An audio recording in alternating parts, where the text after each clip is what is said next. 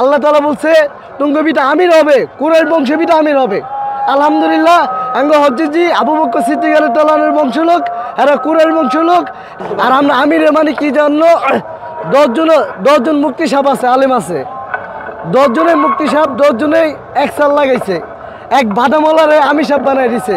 আবার 10 জন মুক্তি সাহেবকে আমরা মানবো না একজন বাদামলার আমি সাহেব মানছে হ্যাঁ আমরা মানবো? হবে আমি সব যাই হোক আমরা হ্যারে আমরা মানবো।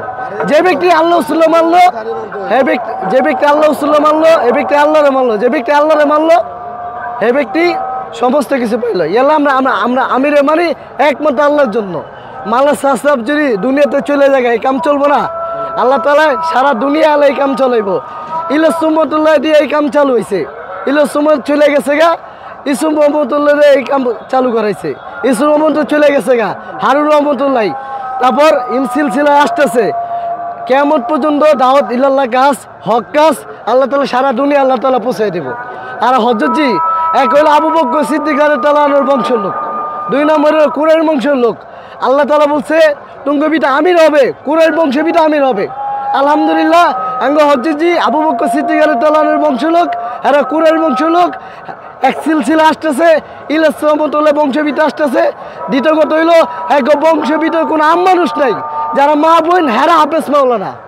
এই বংশ আপনি কই পাইবেন? এক সিলিয়া আসতেছে, আমরা আলেমের লোকে আছি, আমরা আলেমের লোকে থাকবো ইনশাল্লাহ। ভাই আলহামদুলিল্লাহ আল্লাহ তাআলা ইসলাম আল্লাহ তাআলাই করাইতেছে, একমাত্র আল্লাহ তাআলার জন্য আমরা আসি। আঙ্গ উদ্দেশ্য একটা, সমস্ত মানুষ কিভাবে জাহান্নামেতে বেঁচে জান্নাতে চলে যাবে, আর সমস্ত হিন্দু খ্রিস্টান সব তবলিগলা হয়ে যাও।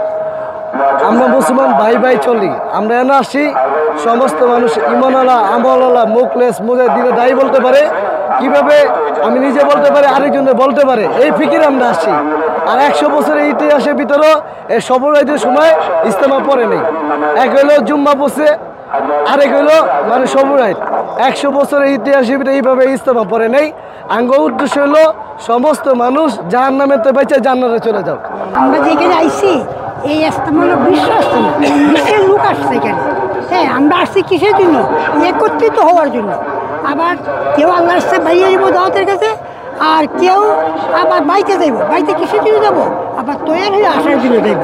আমরা এখানে চাকরি করার জন্য আসি নাই, ব্যবসা করার জন্য আসি নাই, নির্বাচনে ভোট চাওয়ার জন্য আসি নাই, শুধু দাওয়াতের কাজের জন্য। আমরা দুনিয়াতে চলে যাব, কিন্তু দাওয়াতের কাজ কেমন পর্যন্ত চলতে থাকবে।